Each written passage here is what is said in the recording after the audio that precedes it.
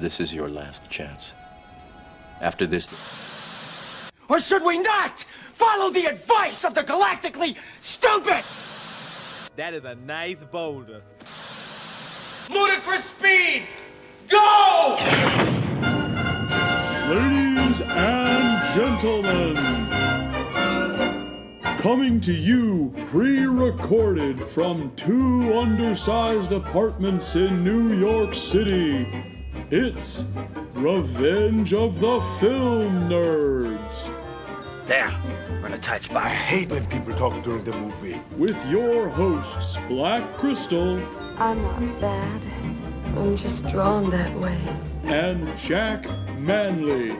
What we've got here is failure to communicate. A podcast for nerds by nerds. Oh, you betcha, yeah. Failure is not an option. And now, here are your hosts, Black Crystal and Jack Manley.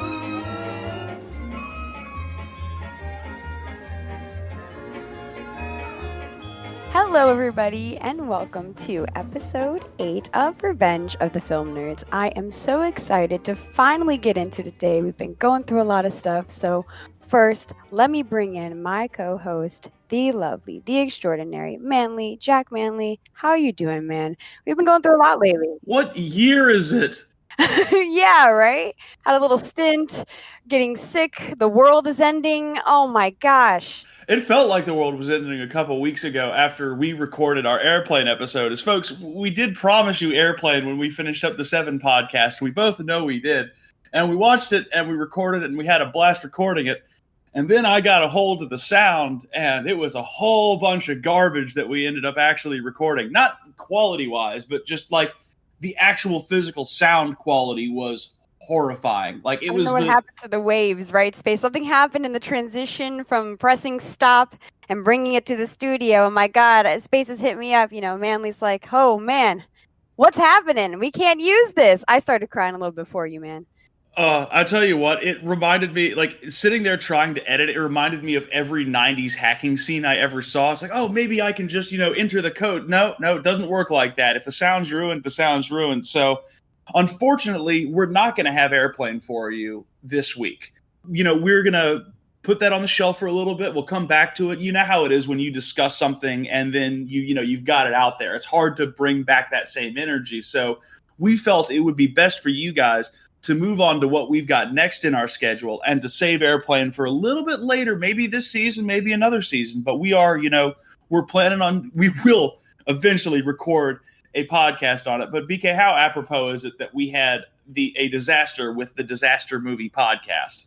I feel like it's pretty ironic. Like we have a disaster and we're like, oh man, what are we going to do? After we went off, dude, it was such a good recording, guys. So like, we're bummed, but we're also like excited because I can't wait to tell you what we had next in the queue that has now been bumped up. I mean, I don't know if it was disaster. Maybe it's fate. It might be. This episode is coming out pretty timely, if you know what I'm saying. Your girl's birthday is almost around the corner. There's a special season coming around. You know what season it is? What season is that?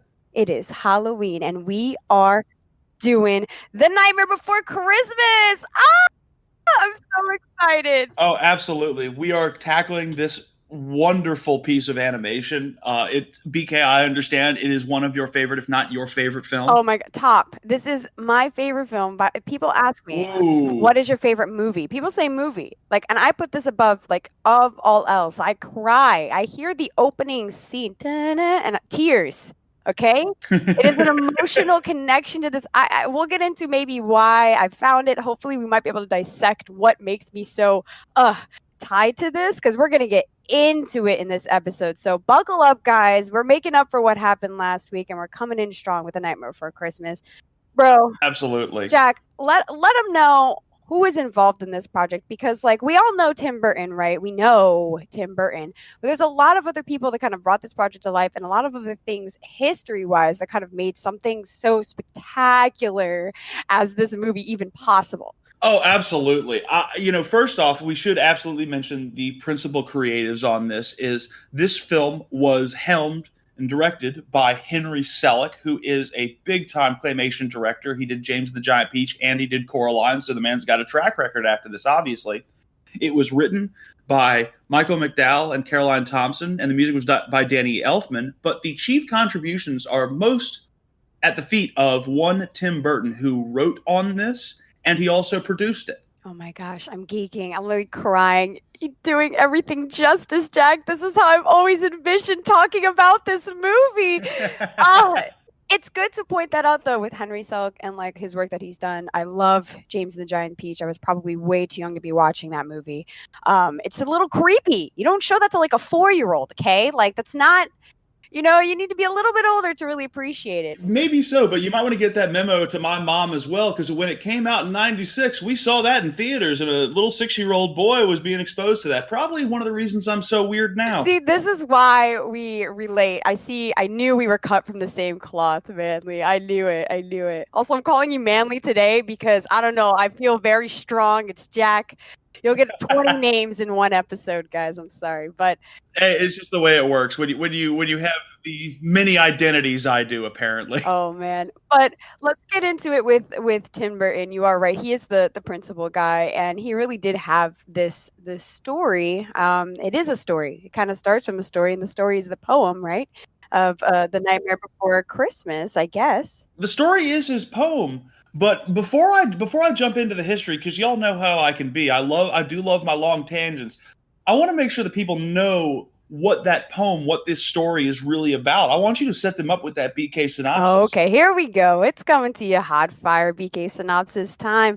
After years of following the same ghoulish routine, Jack Skellington, the king of Halloween Town, breaks through his melancholy when he discovers the magic of Christmas Town.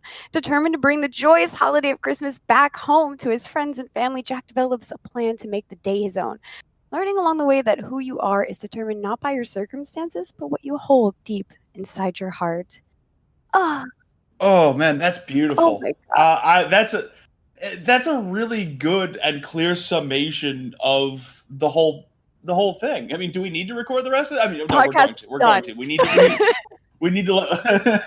need to let you go off on this. But I think it's important to set the stage that kind of morality play and that kind of simple story, but very effective story, is what Burton went for, because it plays off of, in a lot of ways, BK, the tradition of claymation and the way that it really has been a simple art form, or rather, the way that claymation has been a complex art form that plays off of very simple themes. It's been that way since its inception, about 112 years ago. 112 years ago. Okay, whoa. Chotomate. So, like, I am, like, a claymation stan, and the fact that, like, you're about to put me onto something that I didn't think this was around that long. Like, what? So, how? Where does this birth? How did we get here to spectacular masterpiece that I will put on pedestal till the day I die, to what year? 1908? Excuse me? 1908 is correct. 1908 gave us the short film The Sculptor's Nightmare, which was directed by a man named Wallace McCutcheon. Now, McCutcheon's film was not strictly claymation. It's not what we're used to seeing, where an entire film from start to finish is just puppets and models created for it. It was done as a special effect initially. The whole story of Sculptor's Nightmare is it was a political story about who would get their next political bust after Teddy Roosevelt, who would be the next president. And with the film, you see these businessmen bribing this sculptor, trying to get him to, choose their guy to make the bust of. And he has a nightmare in which the busts themselves form out of clay and are active. It's very, very simple, but it's used within this short film to, I guess, talk more about the political undercurrents of the day. So it started out in a niche, but it did start out in the very, very early days of film. This is an old art. Yeah, I took a look at the clip you sent over, and I was like, oh, okay, this is dated, but I'm here for the culture, so I want to know. And I'm watching it, and I'm like, okay, cool. It is a primitive form, if that's the word to say, of claymation. You're kind of seeing these sculptures have character to themselves. Again, like an inanimate object kind of coming to life in that way. And you do like see these inanimate objects kind of come to life in the sculptor's nightmare, and it was really cool to watch that. So I'm glad you shared that with me, Jack. And thank goodness the Library of Congress has started putting some of their preserved materials on YouTube, because it gives you the opportunity to see the rudiments like this. Because this really is the spark of an entire genre of animation. But it would first be developed upon by a woman named Helena Smith Dayton, who was working on animations in the 1910s and 1920s. Now, she's significant in her own right because she really is the first prominent female animator in film history. And she's from our neck of the woods because she was doing this work in New York City. No way! Let's go, Helena! Yes, indeed. But she stuck to that same idea of telling a really clear, simple story in a really complex way with her animation.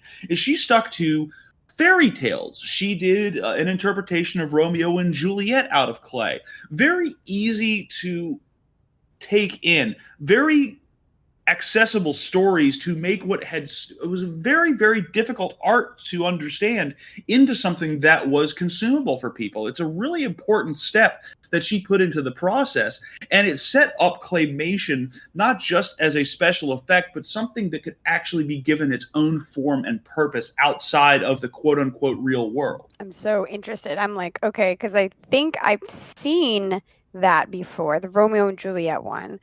And in my head, I'm like, okay, that makes sense when you're talking about fairy tales and stories people kind of like already know.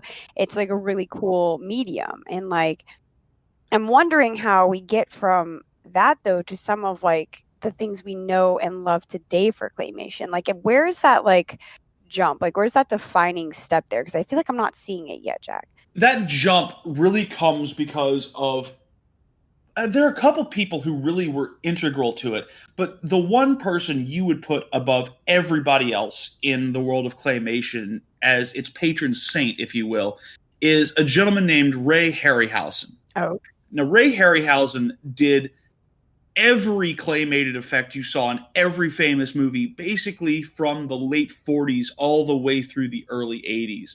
The monsters in Clash of the Titans, those are Ray Harryhausen's. The monsters in Jason and the Argonauts, those are Ray Harryhausen's. No. The Sinbad movies that came out in the 50s and the 60s, those are Ray Harryhausen's claymated monsters. The creations that he put on screen were so unbelievably pivotal to the work not just of claymation, but of filmmakers in every walk. When he passed away, he was talked about in glowing terms by people like Steven Spielberg, James Cameron, Edgar Wright.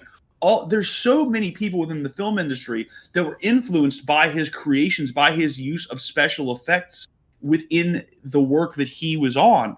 And, to this day, people can still call upon the basic designs from Clash of the Titans for Greek mythology. They still touch upon Jason and the Argonauts designs for, when you see skeletons walking around. It's impressive to look at because when you see the level of depth of the work, obviously it looks dated to our eyes now that we have CG and we have the ability to create monsters that look real within the context of realities we understand it. But Ray Harryhausen created this beautiful disreality with clay that nevertheless raised the stakes for the characters in the movie. He made you scared of clay creations. It's, to this day, one of the more impressive achievements in animation I can think of.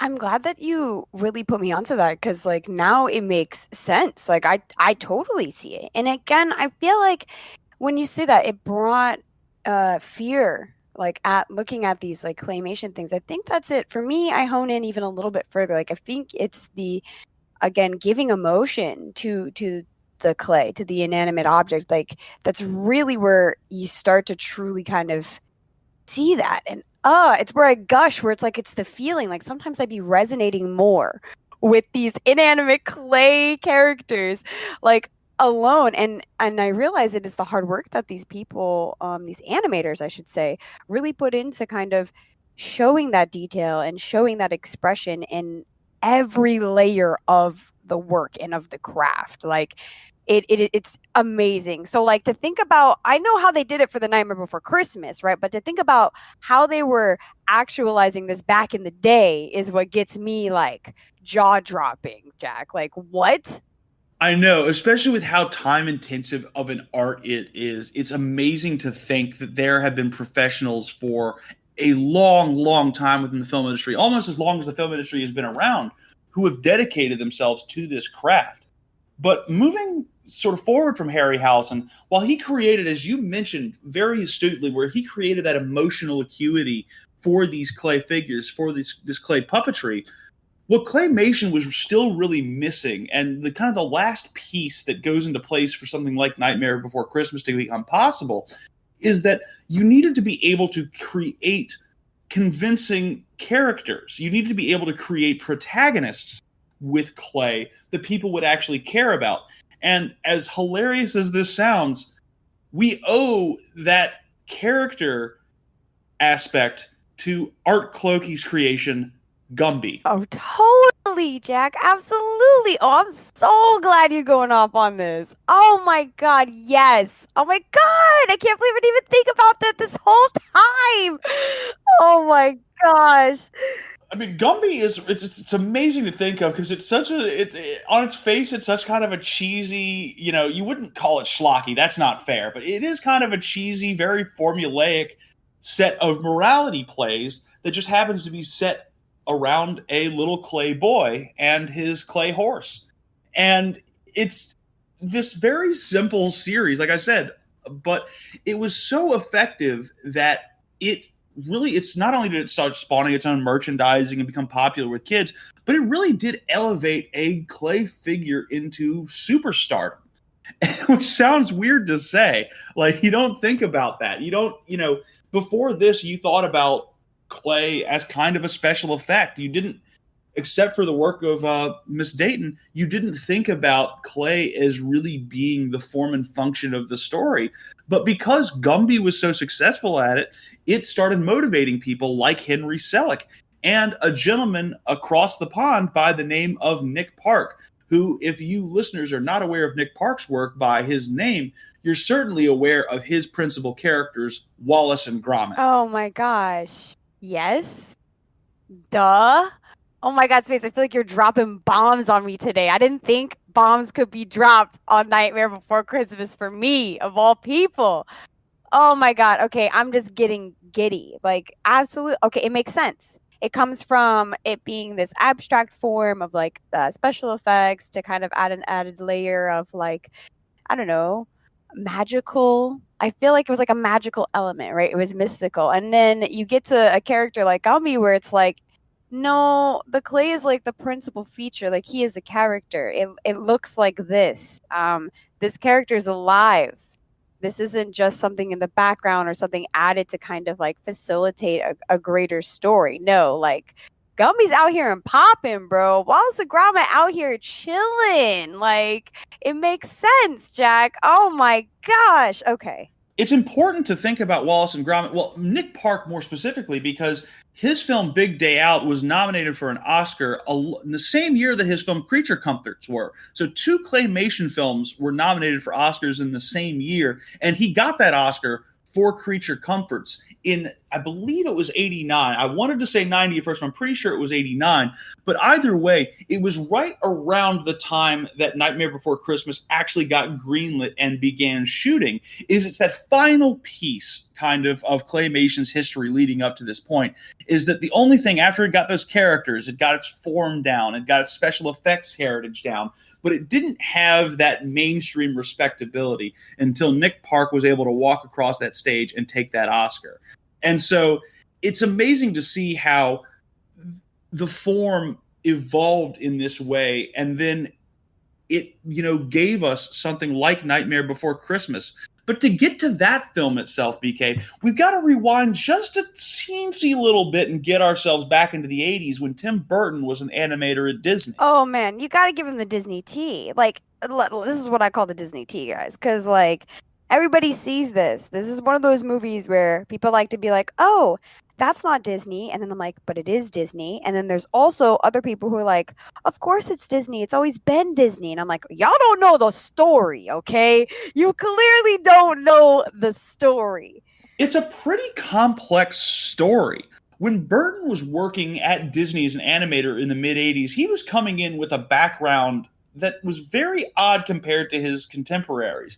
Burton was born and raised in the Burbank, California area, and he had a really kind of lonesome upbringing, as he was very cloistered as a child, not dissimilar to a certain character in the film Edward Scissorhands.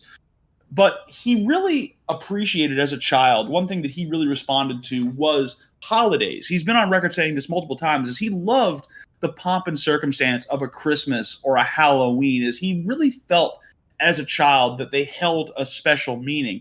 And for as cynical as we can be about holidays these days, I think there's a kind of a beauty to that this kid who was very insular, very on his own, was able to access that joy through something that's simple. And I think it's one of the reasons why he has so many films set around Christmas time.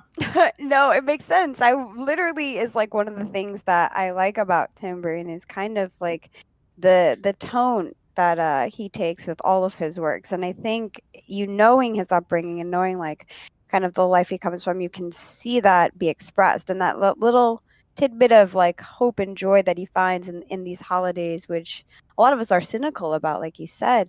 It makes sense to kind of hone in on that. And like low-key, it's like a little highbrow because like no one's really making content or making films or media about that specifically. It kind of just happens. I feel like it's something we think about on our own, but we never really go out and look to consume it. So Little Boy Man here in Solitude is like transitioning to be my husband. Just kidding, he's not my husband.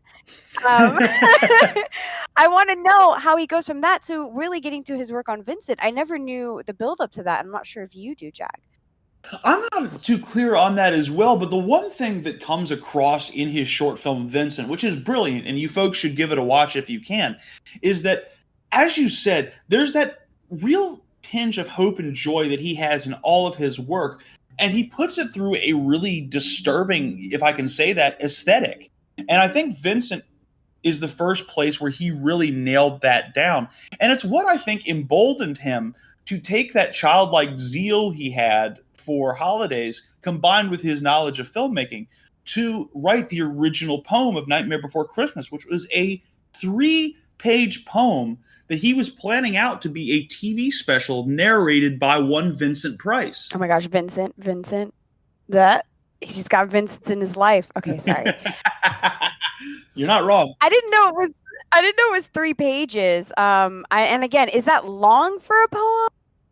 That's my question to you. I mean, realistically, I mean, this is going to really mark me out as truly pretentious. Do it. It is about as long as Percy Bysshe Shelley's Kubla Khan in terms of like physical length. Like I remember studying that in high school and that being a 3-page poem and being overwhelmed by this. Like, okay, there's so much detail in here that I have to process. Like I'm used to having to interpret a poem of like 8 lines or 10 lines. And you're giving me this very long, important dissertation within poetic history. But Nightmare Before Christmas, it really was written out that at a large length. But I need to read the poem personally because I'm not sure if he wrote it out in a Dr. Seuss style rhyme. He did a little. He did. Okay. Well, give me that background because I don't know this. Yeah, it's kind of like that. It feels very like storybooky, but it's also like 2 adult themes. It's weird. Does that make any sense? Like it's very like living in 2 worlds at once, and I think that's like the very key thing that makes this film just so good. It's that cross section. It's not all rhymes, but they're there is quite a bit of verse in it, if that's even how you say it. I'm not the literature person. I think that's correct. Yeah, you can tell, folks, that we're both clearly poet laureates. Like, we know exactly what we're talking about. Yeah, we have to get someone on here. Hey, yo, help us out with some poems right quick. What is this? This ain't a haiku. That's all I know. All right. Oh yeah, we're gonna have to call in our friend the VI Potato for that one because she actually studied it. Oh yeah, we're gonna pull out Potato and Potato. Let us know. But yeah, so he had this planned out at Disney as this kind of special, and he was talking to his contemporaries at Disney about it. He was talking to effects and artist and animator Rick Heinrichs. He was starting to talk to Henry Selick about this project in the early stages. And really, he wanted to do this playing off of old style holiday films and animations like Santa Claus is Coming to Town, Rudolph, and even How the Grinch Stole Christmas. It was a real desire for him to put out very unorthodox but very poignant Christmas content. He's on the record saying Tim Burton is like, he really thinks Jack Skellington is like the inverse Grinch. Like, instead of trying to like take Christmas away, he wants to take it and like make it his own. And I think that really goes to say something about his view about Christmas and about the holiday season and about why he's so passionate about this project. And while Tim Burton was writing this stuff, he had like images and stuff too. Like he drew, he sketched, he had like lots of the characters already planned out at this stage with the poem, and he was super interested in it. But kind of Disney was like, not so much. That's right. And I don't know if it was directly related, but it was judged as too weird for Disney during the 80s. And the project stalled out, and Burton actually wound up being fired from the company. Now, I looked up, and I couldn't find the exact circumstances around his firing. And I don't believe it's because he was invested in this project. That would be very weird if that was the case. But he did end up, at this point, leaving Disney and being put into a position where he had to forge his own career as a director. And boy, oh boy, BK, did he forge a path for himself in the late 80s. I mean, he came up with two of the most iconic films of that period because he went away from Disney and he directed Beetlejuice and he directed Batman. Oh my God. Heavy hitters try to say he can't do something. My guys. Oh my gosh, we got to do an episode on those two too. Oh, sorry. I know, we really do. And not only did he have great critical and commercial success with this, but this is really the crucible through which his partnership with Danny Elfman really began to manifest.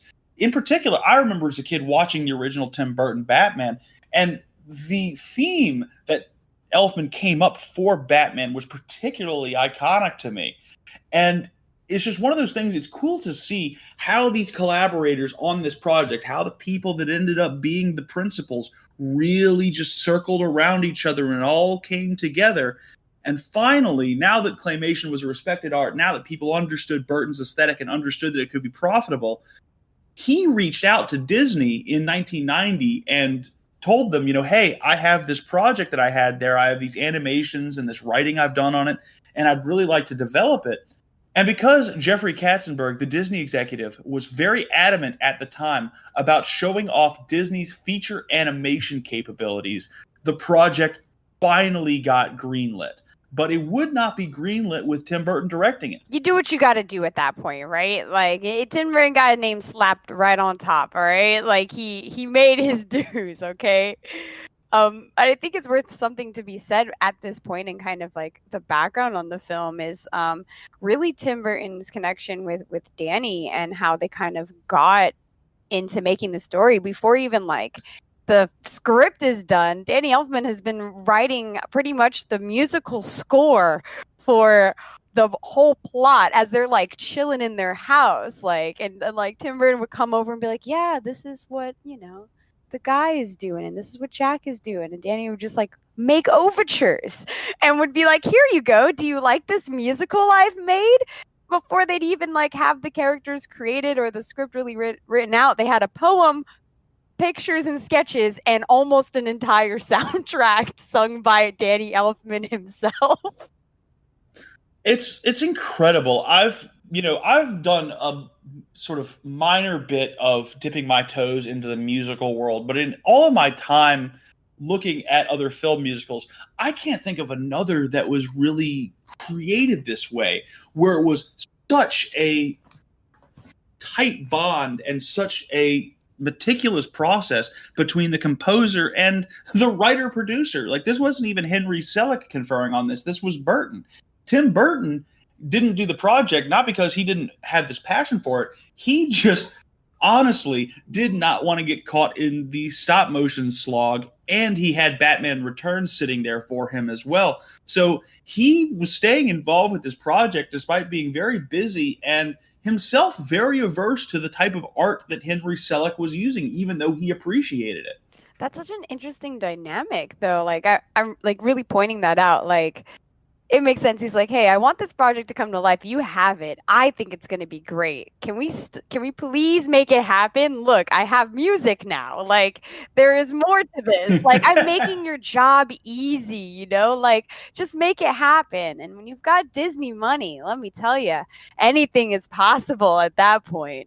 I mean, you're not wrong there, but I think it's important that people understand, BK, just how meticulous and how much of a slog stop motion really is. To get a minute of footage, you have to shoot for a week. And that would just be if you were on one soundstage shooting one scene. Yeah, they were doing 3 sound stages at a time. They were doing 3 at a time. All right, I'm sorry. No, you're not wrong. They were doing 3 sound stages of filming at a time, but they had at their disposal 20 sound stages on which there was constantly work going on. There were 2 years of filming on this project, 109,400 frames shot on those 20 stages. There were 227 individual puppets built for the production. They had to switch around how they would work with puppets. While Jack Skellington had his own heads, he was a character that was easy to work with. Sally, because her hair had to be held in place, only had face masks that you would swap out. Like, the level of detail that went into this is quite literally insane. It's fascinating. It's the stuff that gets me like giddy. Like, literally the pre-planning, right? So, like, here we go. We're gonna break it down right quick, because I ain't normally into technical aspects, but like with this one I am. So, like, they have the art direction guys go, hey, look, we've concept arted everything. Like, I'm talking like the scenes, what the sets are gonna look like. Like, they made full miniaturized sets, guys. These are full miniaturized sets. Like, bro, it's like you're walking in Barbie doll heaven. Okay, that's what it is. And not to mention, their lighting was also lit like it was for a full set. They were just mini lights. So they had like tons of lights everywhere, as if they were on an actual set for these tiny little dolls. Like, they went deep. Like, they had to plan out everything to even like make Jack look like he's singing the song. They had to pick out all the model heads that you were talking about, Jack, and then place them for the vowels to the song before, and take pictures of them all before they even go and bring that to the set to put the right heads on, to take the frames to make it right. Like, there are so many steps that are needed to get a single frame alive in the creation of this. So when I watch this movie, I feel like I cry a tear. I see the trees at the beginning of the movie, and I'm like, do you know how long it took them to build these trees? Do you know? It's overwhelming. My favorite little bit that BK was kind enough to share behind the scenes of this with me before we recorded, and my favorite detail from that is it's a super simple thing when you think about it, is that the animators requested, oh yeah, we don't want to have to move more than 2 feet to move the puppets. We don't want to have to reach over to edit them. And you think on the surface of that, okay, that's fine, that's a reasonable request. But the sets were made of clay as well, and they were 24 feet by 24 feet, just gigantic animated sets. And so the production had to figure out a way to take these sets apart in 2x2 little chunks, or big chunks, so that people could reach the puppets in between takes. So you're not just doing the effort of resetting the physical puppets to give the animation its spark, to give it its oomph. You're having to literally move around the set every single take. Dude, they had trap doors for their animator prop guys, because there's not just like there's the animator prop guys, like, and then there's like the animators, then there's the director. There was a director's cam, Jack, bro. Like everything, like they'd pre-set up the shots.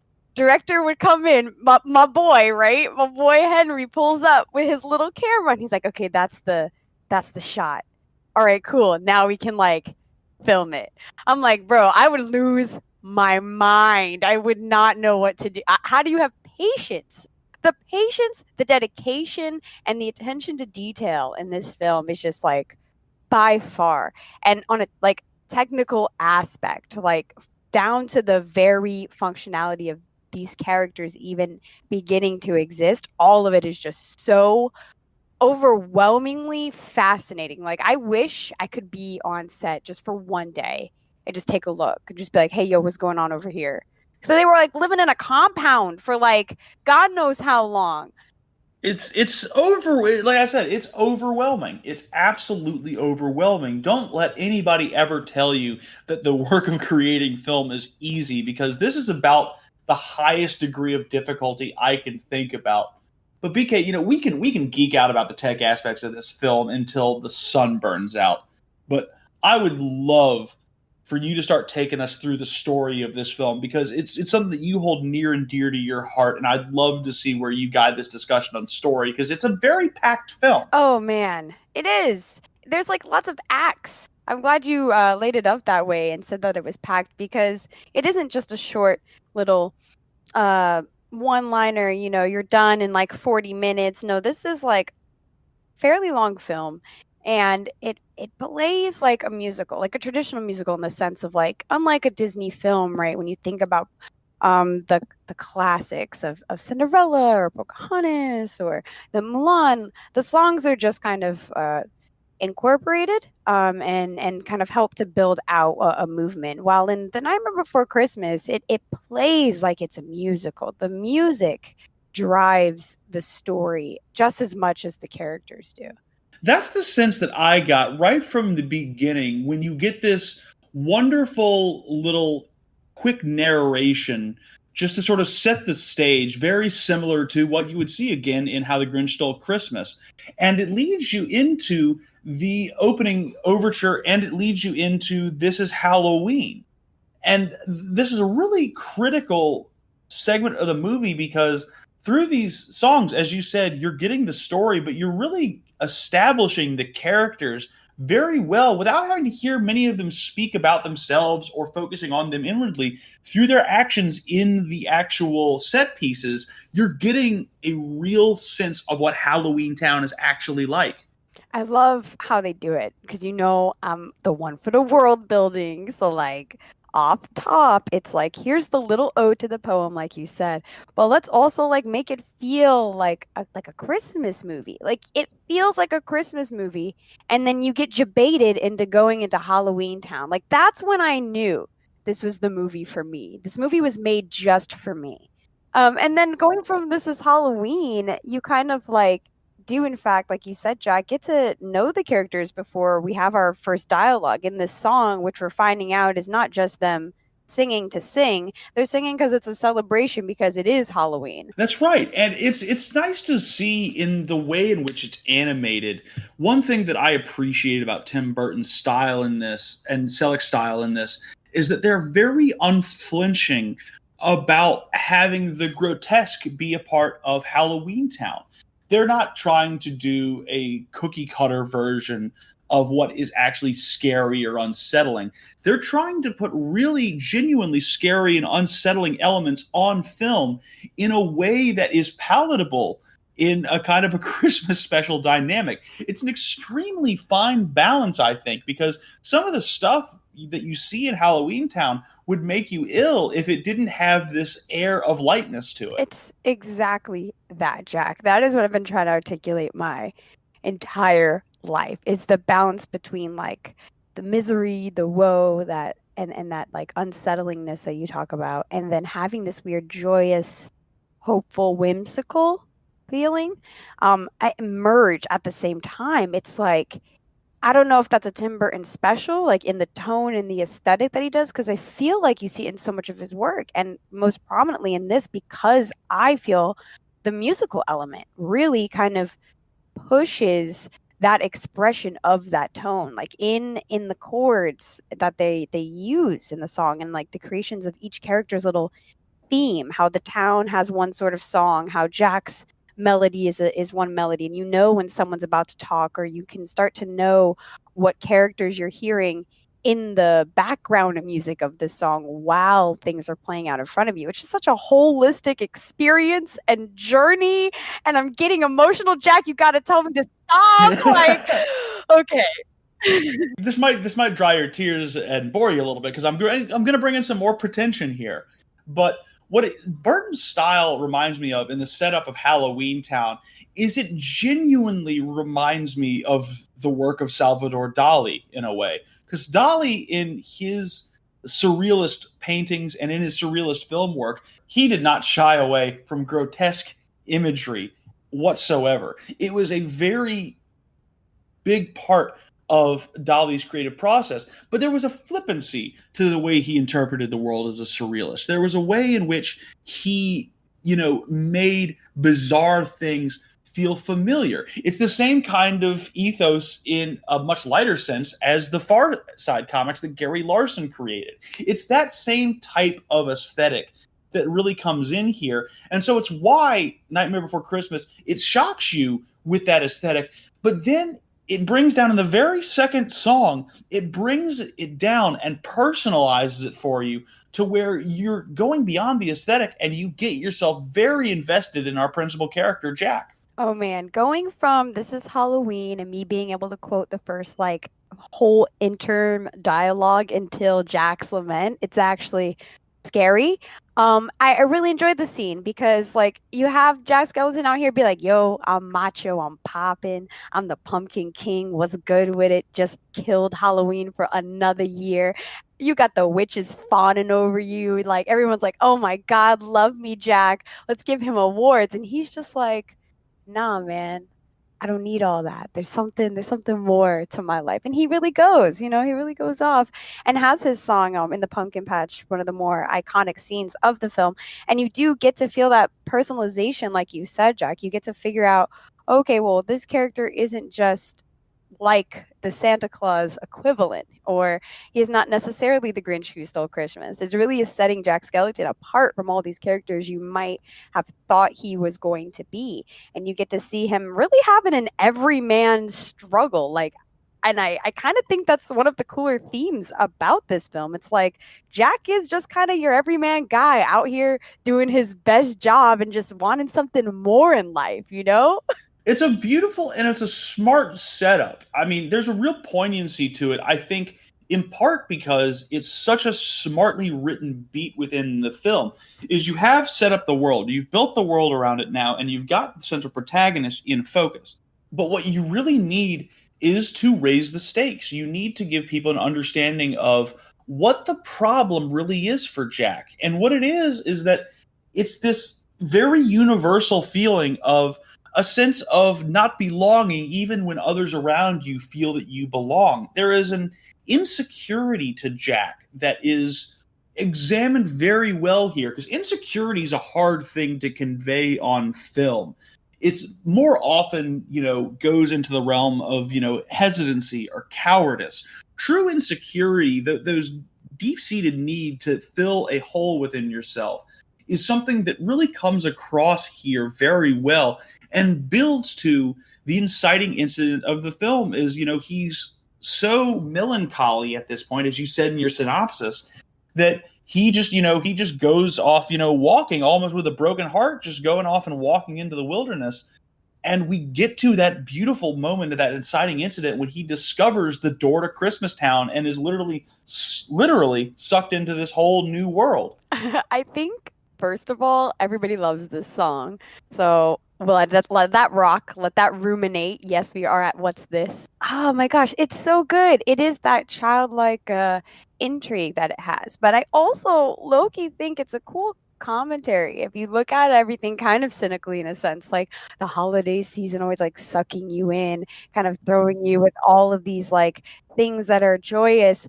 And the song, the reason why I like What's This is because as much as he's misinterpreting the holiday, he's really trying to find his meaning in it. He's trying to find out what is so cool about the spectacle around him because he wants to be involved in it. And I feel like it's such a good song because it conveys still the story of like the main plot. It still conveys the main plot, but it also is kind of conveying this, commentary on holidays and on the spectacle of the spirit. What is the holiday spirit? That's such an interesting perspective because I genuinely had not thought about this scene within that context. But you're absolutely right. Jack is really at first seduced by Christmas. The pomp and circumstance of the holiday, the fact that it is so different from the world he knows, is very charming to him. But I think that the way that I took it is that there's an extra added level there where he kind of has an epiphany about himself. He has this realization of purposefulness within himself as he sees this thing that has so enamored him. And his response as a character is that he wants others to be enamored by this as well. Whereas the Grinch wanted to cloister away the holiday of Christmas because of bitterness, Jack wants to share Christmas because it has unlocked something new within himself. There is something that he wants to try and share with the people that he cares about. Even if, as we see when he finally makes his way back to Halloween Town, there's a lot lost in translation when he tries to explain this holiday. Oh man, I'm glad you pointed that out. And I think our ideas actually are going to merge here because I think we're kind of saying the same thing. I think the bustle and the hoopla of the holiday season is one thing, but also amongst the hoopla, there is something I think we all inherently enjoy about the holiday season. And I think Jack notices that right away. And I think that is the epiphany. Like I can see it, but he's struggling to articulate it himself, let alone being able to accurately explain it to others. So when you get to the town meeting songs and you get to Jack really trying to explain what is going on with Christmas Town, you find out that he's trying to do it very wholesomely. Like, oh man, he's got this, but all he's doing is talking about objects and things, right? He's talking about presents and stockings, and his town mates are all responding to be like, oh, well, like, is there goopy stuff in it? Is it going to scare you? Their version of what they think is fun and joyous. And Jack isn't properly conveying the feeling that he got when he was in Christmas Town. It's so interesting to see it in this like musical moment, the town meeting. And because it's a musical, I think it's important to point out the context of the composition in these early scenes too. Is everything in Halloween Town, as you pointed out when we were watching this, every single moment in Halloween Town is in a minor key. But when What's This comes out, it's very boisterous and cheerful, and it's a major key. And you see the ways in which the music can trick you as the viewer into being unlocked into understanding the differences of these worlds, even if you don't understand composition at a very finite degree. So it's interesting to see when we get into town meeting that we're right back into the minor key. Jack is trying to explain this new world. He's trying to explain this new thing he has been unlocked to, but he can only do it through the language of the environment that he has been a part of his entire life.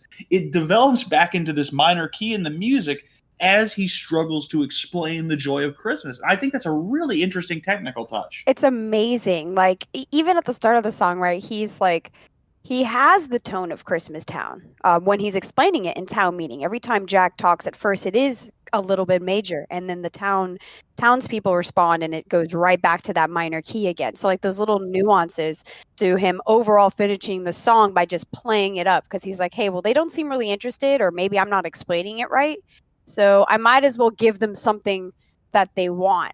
and he kind of goes back to his like, classic old spoopy ways, and like, gives that little Sandy Claus at the end. That was terrible.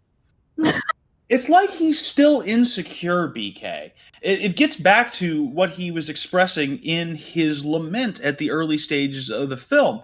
He wants to explain this beautiful thing that he understands, but it seems as though he's almost so self-conscious in trying to explain Christmas to people whose life is only about horror and being scary that he fails himself. He has to actually go into their language to make them understand it. In the process, he loses the very security that he himself had when he was exposed to Christmas. And the theme that I really see the most in this, and I keep talking about it, guys, I'm sorry, but it's like understanding the meaning of Christmas and like the holiday season. Like, we have so many people in our lives who get wrapped up in the hoopla and see all like the hustle and the bustle, and they're excited about that. And I feel like at this point in the film, Jack is really caught in the hustle and bustle of Christmas, although he has experienced that joy or of feeling hopeful, that kind of Christmas spirit that we talk about.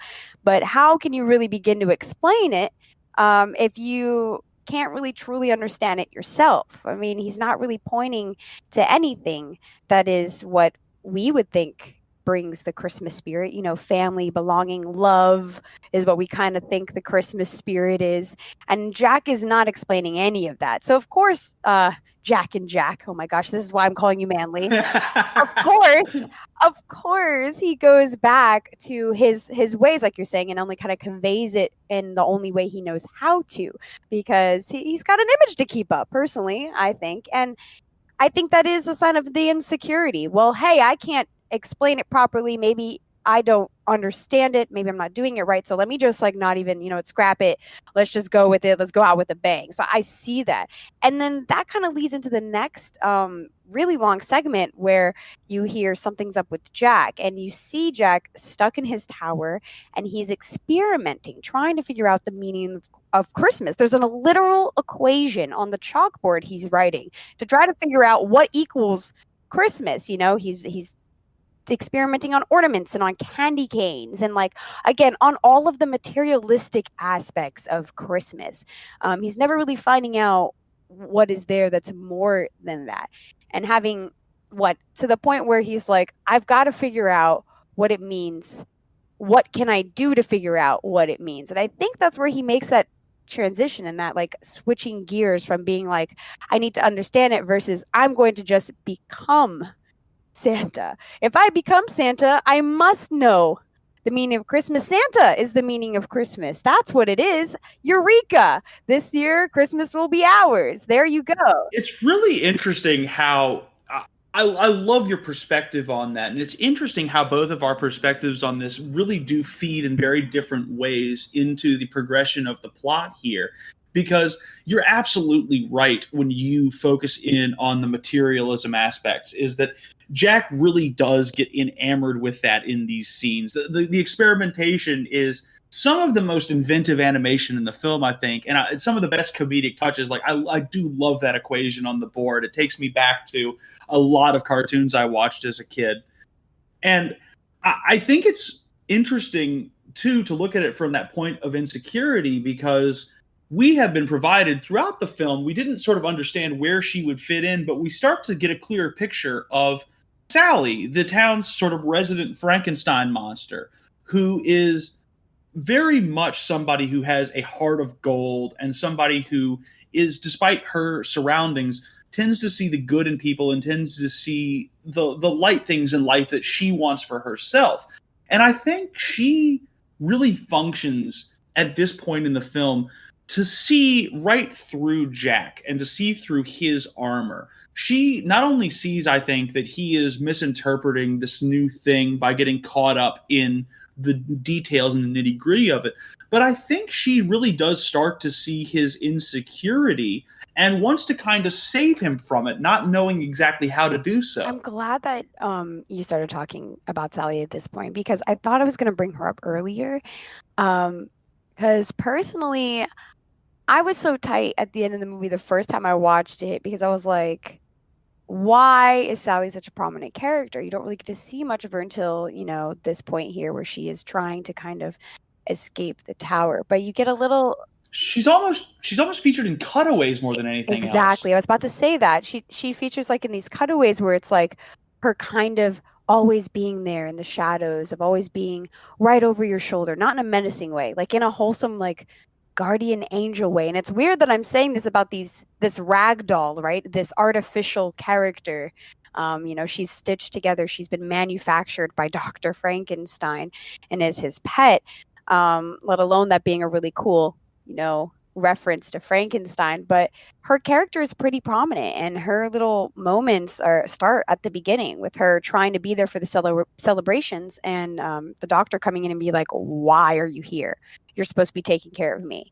Then you catch her again in the same graveyard, the pumpkin field, while Jack is lamenting, and she's like, Jack, I know how you feel. So you find out that she also feels empty, or feels like there's something more to her life other than the doctor. And those moments start to really build up to this scene here where something's up with Jack, and Sally's trying to escape because she's been attempting to escape too often by poisoning the doctor in his soup. And by poisoning, I mean knocking him out, making him unconscious, putting him... This is a kid's film. Yes, putting him to sleep.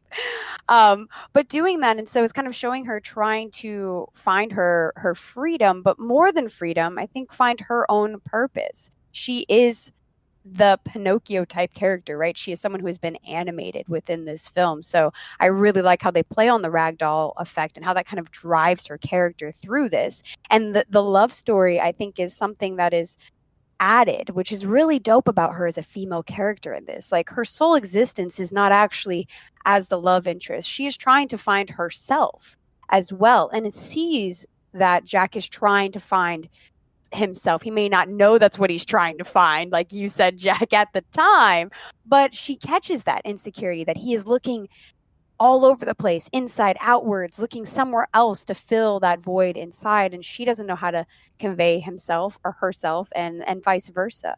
It's interesting to see how that manifests in these scenes, because as Christmas is coming together, as the various plans are being made, presents are being put together, reindeer are being engineered from skeletons, we're starting to see the sort of the shell of the holiday we know being put into this Halloween style interpretation.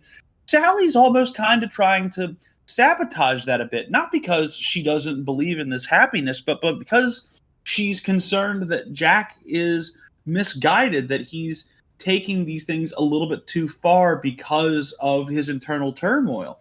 And she and others become very convinced of that outwardly when you see Jack is even willing to reach out to the most reviled characters within Halloween Town, is he reaches out to Oogie Boogie and his little henchmen to assist him in getting this holiday off the ground and really making it Halloween Town's holiday. I think it's really important that you pointed that out, though, that he's invested in it, but there's something going on inside, and that's why he's so overly invested over it. Like, he's going above and beyond. Like, everyone's like, hey, look, are you sure this is a good idea?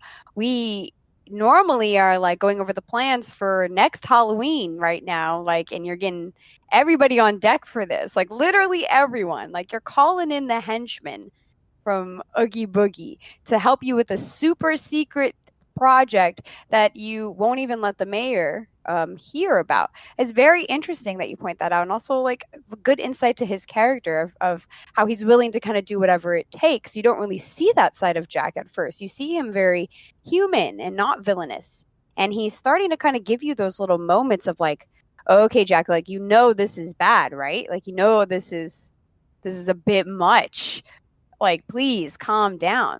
And I think Sally, and her one controversial moment, I guess, of the film is getting her little premonition of seeing the burning fern. I don't know what to call it. Mini Christmas. It turns into a Christmas tree, and then it like implodes on fire. You don't really know where this kind of feeling comes from. If it's like actual magic, if it's the Christmas spirit, if it's her women's intuition kind of manifesting.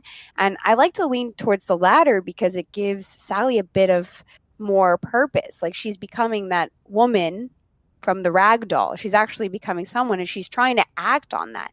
And I think that's where it leads into, like you were saying, Jack, the sabotaging, her trying to kind of go against and like honestly try to even to speak out to Jack, like, hey, I don't think this is a good idea. And Jack's just like brushing her off, like, oh, you're gonna be great. Make my outfit. I'm gonna look fly as Santa.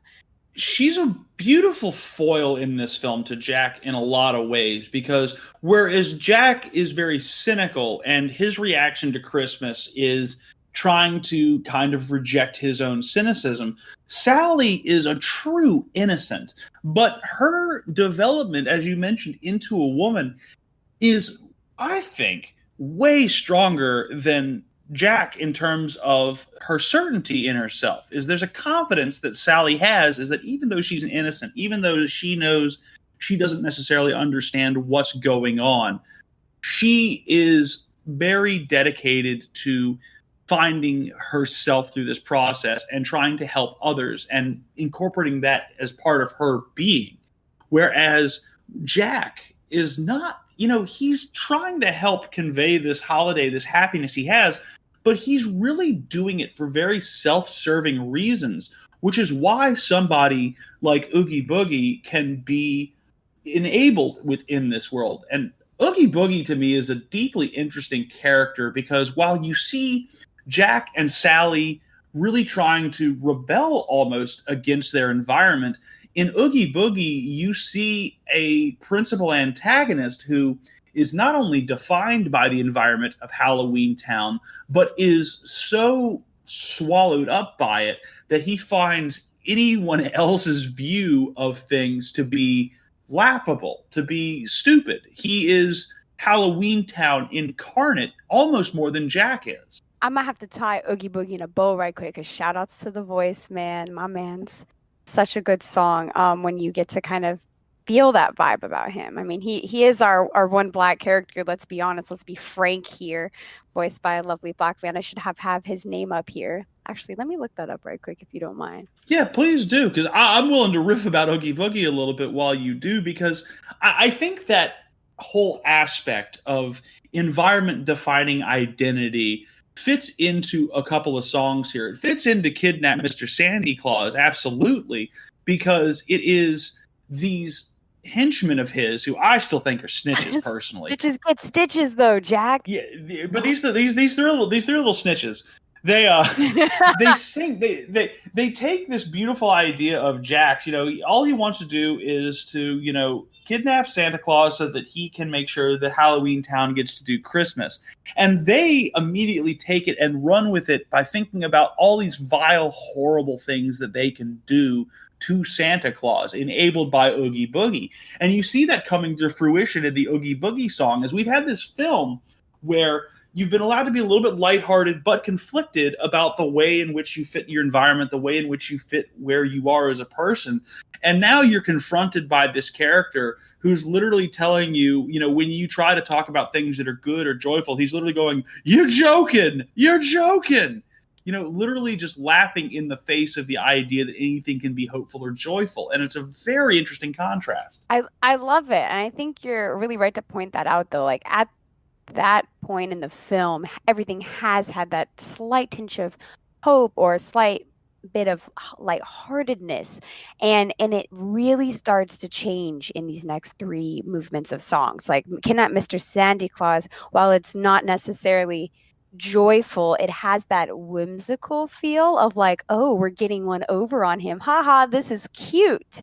But when you listen to the lyrics, like you said, Jack, they're literally talking about different ways. Like, we're going to boil him, we're going to bury him for 90 years and see if he talks. Like, these are the lines in the song, right? Like, Danny Elfman, I don't know what you were doing to come up with the words for this song, bro. Who hurt you in your childhood? Oh. Like, I'm sorry. I had to, because, like, it's funny to me. I always looked at this film as like that holiday cynicism. So like a lot of kids sometimes are scared of a big fat man coming down the chimney. Oh yeah. So it's a funny song where it's like, ha ha ha, that has that tone of like, I'm just a kid who's going to beat up Santa Claus. No one's coming in my house. And then you hear that these are our Halloween Town kids. They're not that wholesome. All right. They are going to be worse than that. And they prove it through that song. And then moving into Oogie Boogies, like you said as well, that very jazz kind of swing that it has to it, where it's almost like it's enticing. It's kind of a little bit sexy, you know. You don't really get anything that feels like that throughout the whole film. And you meet Oogie Boogie and you're like, oh man, he is everything we worry about. Okay, these are all the things we are terrified about. And Oogie Boogie's voice is actually Ken Page. There we go, got him. He is fantastic. He kills that and still does that live, let me tell you. And he really makes that character himself, because like you said, he is a pure embodiment of his environment. It's not like necessarily he has been outcasted. It's like he chooses to live the life he does, and the townspeople in Halloween Town kind of let that play out. It gives you that next layer of world building. You kind of start to think up until this point that Jack might actually do this and it won't be that bad. And then you get to Making Christmas, the song Making Christmas, where, you know, the townsmates are really trying to like create presents. And what should be one of the more joyous things and gestures, my holiday cynicism is like, look, like these presents are filled with gags and tricks and they're supposed to scare you and not make you happy. But as long as the packaging looks nice, it doesn't really matter what's on inside. It's like a weird play on that like theme that's not true. Like, so I think that song is really cool when it does that. Well, Making Christmas and the whole physical process of Jack giving out the presents at Santa Claus brings up a really interesting point about intention versus reality, is I guess how you'd put it. Because the way I looked at it was this, is that Making Christmas does present you with some truly horrifying ideas of like, my God, like, could you imagine if like you opened a package on Christmas Day and it tried to eat you or like bite your leg? Like, that does not sound like a good day to me. But these are residents of Halloween Town. These are the things that do make them happy. There's a certain lighthearted intent behind their scares that they're giving here, and that they see it as their opportunity to give their scares to the world at large through this new holiday. And because these things make them happy and scaring people makes them happy, they think in a way that that's kind of the point of Christmas. And even Jack is a little bit taken in by this. And it's kind of that Oogie Boogie style influence really having its, you know, most prominence here, is that the idea that Christmas has to be what Halloween Town wants it to be really overrides things here, and it causes problems. Kids are horrified by what they're getting. You see these little beautiful vignettes, like there's a kid wrapped up by a giant snake and stuff like that, just like horrible realities for these kids trying to celebrate Christmas. And it gets the government involved. They shoot down Jack for ruining their holiday, even though what he thinks he's doing is spreading the same joy he was exposed to. Also, shout outs to this movie from literally shooting Jack out of the sky. Like, we didn't hold back on that military realism. We had to include it. Okay. But you pointed out something really strong there, where it's the intention versus reality, and the making Christmas into kind of a Christmas coming to pass, as you have in our notes. I love that. Because that's also a poem. Is that not a holiday poem? Like, what is that? Something about in the house. That's the night before Christmas. Night before. See? You see the illusions, guys. It's there, right? The connection.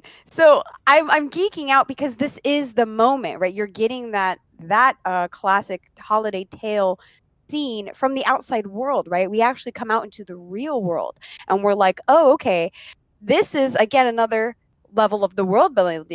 These holiday worlds do in fact exist, and they come out into the world and affect the real world and have this capability to accomplish that. No, it sounds ridiculous, but when you're an anime head like me, those kind of technicalities matter, because up until this point, you think maybe they kind of only exist within their own world, and like Halloween just kind of happens and then they celebrate. You don't really know how it works up until this point. And then when we go into Making Christmas there, you kind of see the intention versus reality of like trying to be joyous, trying to be nice, giving presents, but they're not actually like really what it is. Like the theme I said, where it's like, oh, it doesn't matter really what's inside, and it's like that's not what we meant by that. It it does kind of matter, you know. Christmas is coming to pass, and it's like, yeah, it's this joyous holiday, and it's like, okay, joy is not. We're on different spectrums when we're talking about joy. And as Jack's getting shot out into the sky, he really has to have a whole another song, poor Jack, to really kind of figure out what went wrong here. You see him falling angel style on a statue, very iconic, giving me like amazing vibes because he's dead, but he can't die. He's a skeleton. So he's kind of there, torn apart physically and mentally, because this is supposed to be what was supposed to fill him up. And now he's kind of being faced with like failure. He's not so dumb or so naive, unlike the townspeople back home who thought that the people shooting were celebrating as well. Like Jack even says that. He's like, oh, wait, they're trying to shoot us now, you know, gets shot out of the sky. Everyone thinks he's dead, and he's laying there like, man, where did I go wrong? Like, what is happening here? I thought I got it. I thought I understood. I'm over here. Jack, baby, please get your ass back home. Santa Claus is kidnapped. The thing is, though, is I think poor Jack, it goes even deeper than that to me, I think, because in that introspection he has there, I think it's the first time Jack's truly been confident in who he is throughout the film. I think he has this understanding that, yes, he is the king of Halloween Town. That is his role in life. He is always going to be naturally talented at scaring people, at making the best Halloween you possibly can. But he doesn't have to be selfish about that anymore, and he doesn't have to be guarded about the fact that sometimes that bothers him. He realizes through trying and failing to give people the gift of Christmas that he can allow others to bring that kind of joy, and he can experience it with them. It doesn't have to be about him, because Halloween is already about him. And he finds that sense of identity that he has lacked the entire film simply by getting shot out of the sky and it being made clear to him, hey, you really have missed the point of this holiday. And so Jack, really, when he goes back to Halloween Town at this point to go save Santa from Oogie Boogie, he's doing so with a real understanding of what Christmas actually means. That is his superpower in this scene, is he knows the true meaning of Christmas now. I'm glad you said that. And I think really when you lay it out that way, like you said, Jack is like realizing on a deeper level, like, this isn't about me. I think that is the meaning of Christmas. I've been talking about, let's get into it, the spirit, the meaning. It's supposed to be about others. We know this. Mm-hmm. It's never about yourself. It's always supposed to be about others. So what does he got to do? He's got to make sure everyone is happy, and he will be fulfilled if he accomplishes that, and realizing that, like, this is not my lane, man. I got to get Santa back to doing his job. And that would be me really understanding the meaning of Christmas. And it kind of makes me happy. I'm like, at that point, you're like fired up. You might have cried twice by now. You thought Jack might have died. Gets into Oogie Boogie's lair, and you're right, it's his superpower. He's got, high finesse right now. He's out here just rolling snake eyes. Oogie Boogie's trying to kill everybody, and Jack swings in at the nick of time and is able to really kind of just show that he rules his domain. Like, no one plays with him, and revealing Oogie Boogie to be, I don't know, probably one of the most insecure characters in the whole place, as you find out that he's just bugs and nothing more. Well, really, Jack is now coming into Oogie Boogie's lair, understanding that his fears about his environment defining him are unfounded. And in a way, the reason he can defeat Oogie Boogie is because Oogie Boogie is so defined by his environment that anything to the contrary is hurtful and harmful to him. He cannot stand a world in which he does not get to be defined by Halloween Town. And because Jack has a stronger sense of security than Oogie Boogie, he's ultimately going to be successful. And I think that's a really, really poignant message to end the film on. It's a smart point to bring the story home. Oh man, it brings it home. Santa's like, what's good? I'm Santa. And he's like, oh, you don't have claws. He's like, yeah, I'm chilling. And they're like, oh, can you save, Christmas? Can you save Christmas? He's like, of course I can. I'm Santa. There's always time. And I think that takes a really good beat for the viewer because you're like, wow, what we thought about Christmas is going to come to pass. Like what we thought happens and think that happens in a typical Christmas film of Santa saving the day. Of course, Santa is saving the day if he's alive, and it makes the viewer kind of relax for a moment. And you're really, I think, ready to kind of see what's the reaction for the rest of the town while they're happy that Jack is alive still. We get that what's this reprise when Santa kind of graces them with a little bit of snow, and you kind of see joy come to the village, the feeling of happiness and how everyone's kind of coming together again, like maybe everyone's starting to feel the true feeling of Christmas. And a true, I think, piece of brilliance by Danny Elfman in that final scene. The reprise of What's This switches between major and minor keys. It's that audio amalgamation of the ideas of Christmas and Halloween finally together in one song. It's a really beautiful touch. It's gorgeous. And then it transitions again, no beats. It goes from that to right into the final, I would call it, it's the love song, but where Jack and Sally actually get to confess their feelings for each other or open themselves up to each other and have a moment amongst everything. Jack realizes, look, I was unsure of myself. I should have seen the signs. Like, he's not as naive of the love boy that are seen in traditional love stories. And again, having a love story is a very common Christmas thing. So I think it's kind of cute that they got all of that in and the love story to put a nice bow on it.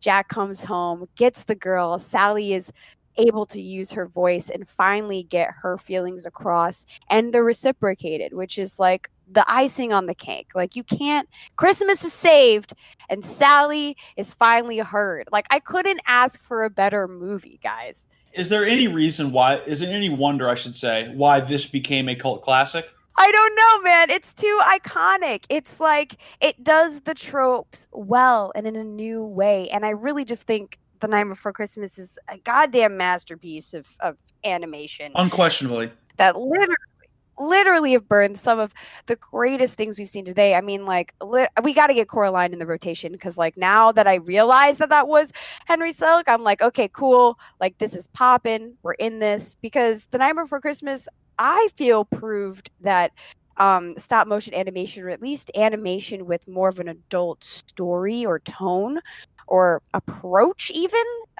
could be told successfulone if treated with the right care and the right tension. And like, this is a film that not just kids love, that this is a film that adults love. It transcends. It's one of those things it's a staple for not just Christmas but Halloween. Like, you got 2 holidays in the bag. Like, you might as well just watch this from October on until January, guys. Like, get in your rotation. There's a lot of significance there for, even people like me who were not exposed to this film as a kid. Like, I saw this for the first time when I was in college, but I really respected the way that people responded to it. Like, I absolutely have, as somebody who grew up in the metal aesthetic, and that being something that called to me as a teenager and as an adult, I absolutely remember, for instance, Korn's cover of Kidnap Mr. Sandy Claus. Oh my gosh, and Marilyn Manson's This Is Halloween. Like, dude, it was, I'm sorry, I'm geeking out. The Night Before Christmas is literally like the overall aesthetic of like the alt kids realm, and it's like for escapism because it's this lens of like seeing this whimsicalness, twisted reality of life and kind of having to live in it while still trying to kind of hold on to hope. And I feel like we've gotten so many cool things and so many great artists and creatives that kind of birthed from this cult classic that now Jack is literally our anthem. This film is our anthem. I mean, Tim Burton's aesthetic is almost our anthem. Come on, guys. I have 2 things to geek out about, though, that came from this film that are like me weebing out about. And that is, I got to see the live orchestra performance of this. Oh, no, you didn't. In Madison Square Garden. It was for my birthday. My dad bought me these tickets. Wow. Good So job, excited. Dad. That's Father of the Year material Yes! right there. It was amazing. I went by myself. I didn't want anybody else to come with me. I said, I need to have this alone and private. You don't want to see me like this. But it was fantastic. The fact that like it is years after this, and now you have like some of the original like voices of them coming, performing the orchestral like while the film is playing. It's just such an interesting take on theater and prolonging that experience and an ode to how good the music is and just the overall feeling that it gives. Like people show out, like seats sell out to this day. And the other cool thing that I haven't got to do yet, which I would love to, is in Disneyland they changed the Haunted Mansion into the Nightmare Before Christmas during the holiday season. So Jack is there, everything is all animatronics, and it's all like Halloween Town took over the Haunted Mansion and tried to make it Christmas. And I want to go so bad. It's in California, guys. Jack, you're gonna have to come with me. Oh, that does sound like a lot of fun. That does sound like a lot of fun. It's so cool. But it's a cool thing where Disney kind of like birthed their like appreciation for this film and incorporated it into one of their amusement parks to show that it's something worth, you know, bringing to the parks. Not a lot of things get that kind of treatment to this day. So like I love how this kind of like film has just kind of grown and made its way from becoming maybe not even possible drawing board, getting fired from Disney to coming back and now being one of the most, you know, known animated films across the board, I would have to say. So for me, with my rating, y'all already know. Yeah, we already know. 10 out of 10, bro. Like, get out of here, right? Like, if there was a star tier, that is it for me. This is my film. But Jack, I would love to hear your honest opinion about this film now seeing it. First, I just want to say it's wonderful to hear you go off on this and how meaningful it is to you. I think ultimately that's really what the goal of any filmmaker is they want there to be people in their audience who see a film and say, that's me, or that's what I relate to very personally in a strong way. I think there's a commonality to that human experience that is really important, and it's wonderful to hear you go off in that perspective. It's wonderful to hear. I've struggled with this rating too, BK, because I don't give it a 10 because, you know, I don't have that special connection to it that you do.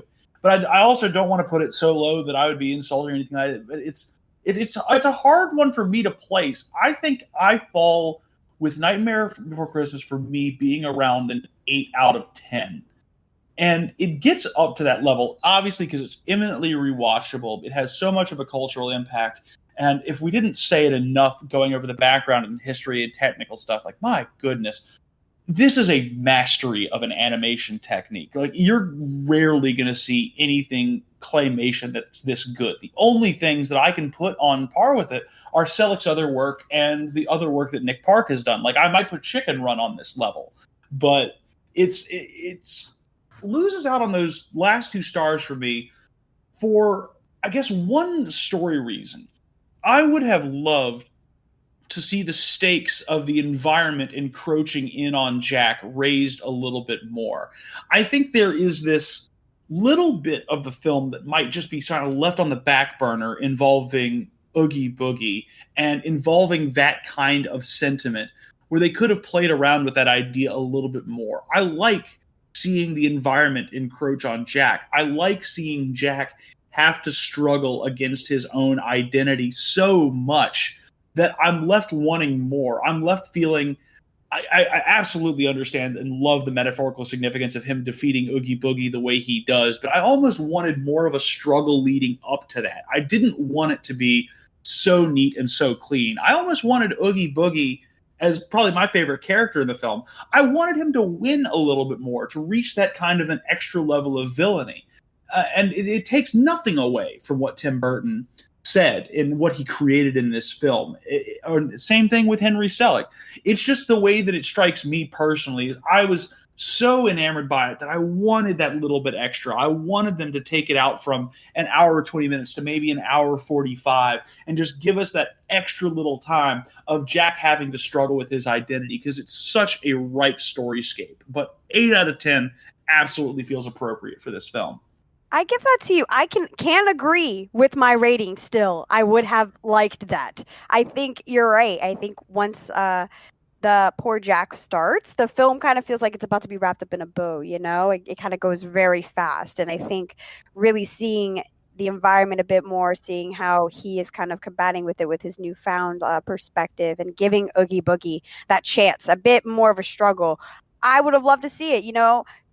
Jack, you might have to play the Kingdom Hearts games. I don't know if you've played Kingdom Hearts, but I'm going to have to put you on because in the games, you do get a little bit more combativeness with Oogie Boogie, and he's actually like the villain. Okay. More. He's more of the villain because there's Heartless, and I have several friends who would kill me, but I have only played the first one, and even that one I played so long ago that I don't remember a lot of it. So yeah, I think I probably have to pick them back up. I'm gonna get Look, I'm gonna get you a Christmas present. It's gonna be the collection. I'm just saying, bro. Let me tell you, it really does do that. And I think sidebar, I'm a side rant tangent to wrap it up in the end, because like, let me go off. I said Kingdom Hearts. You know, I gotta do it as BK. The film is really embellished in the games. It's one of the best worlds, especially in 2. But Kingdom Hearts 2 really does a great job at kind of taking the lore, being very true to it because it is Disney sanctioned, right? So we have to be as canon as they'll let you, and really build out a world that is playable for you to kind of experience as an additional party who is wrapped up into this kind of narrative that is tied into the original story.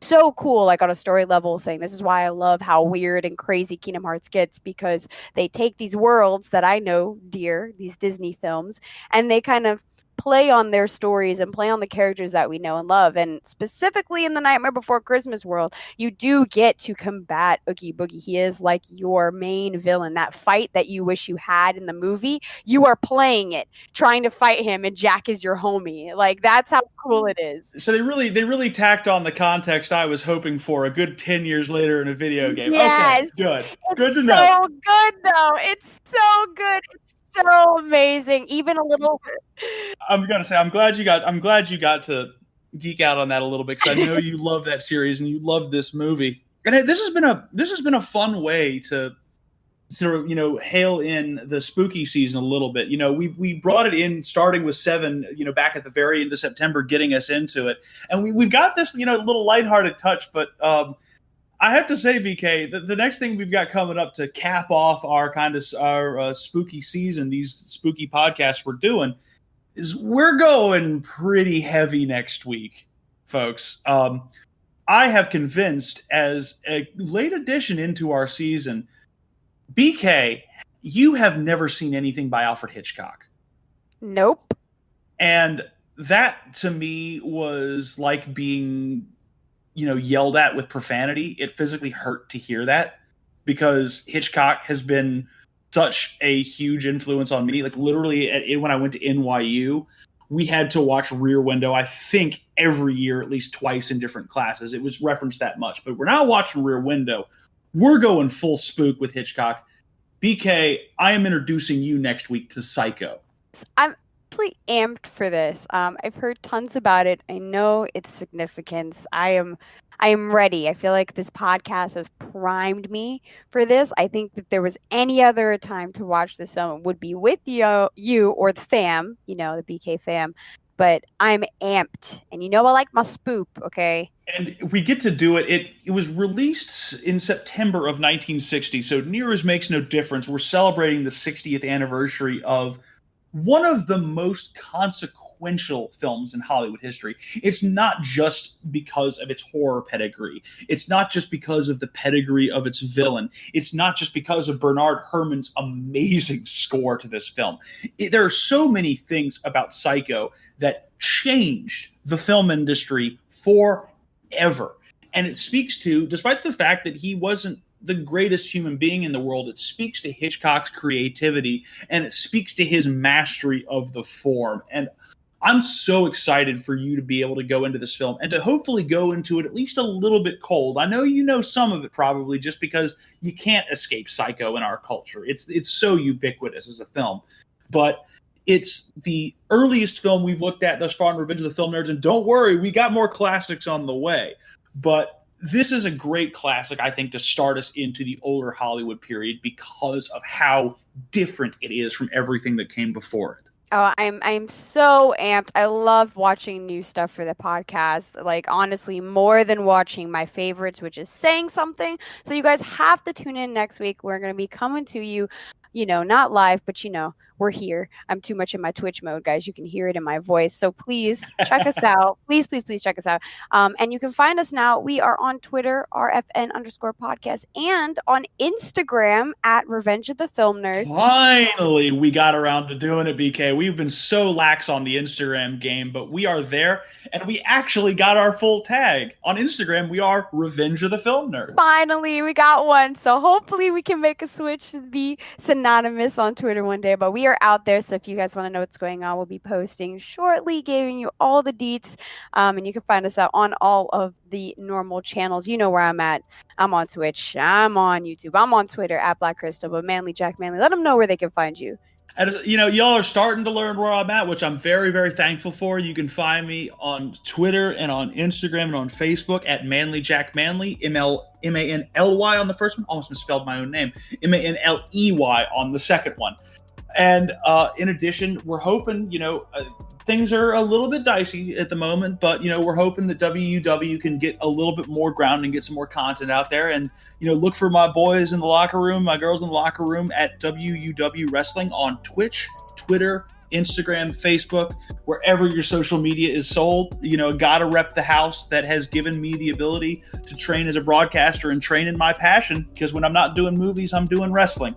So it's been a real pleasure talking about this film with you, BK. It is so cool to have gone over your favorite today. I feel really blessed to have shared that experience with you. Thank you. No, thank you for listening. I was like, I know I kind of be rambling, but I have so much to say about it, and no one's ever asked me. So hey, you sat through Apocalypse Now for me. The least I can do is sit through Nightmare Before Christmas for you, a film I already enjoy. Look, we are bonded now forever, eternally, friends from the grave and beyond. Thank you guys for listening to Revenge of the Film Norms. I'm Black Crystal. And I am Jack Manley. And we will see you next time. Take care, everybody. Peace and chicken grease. Johnny!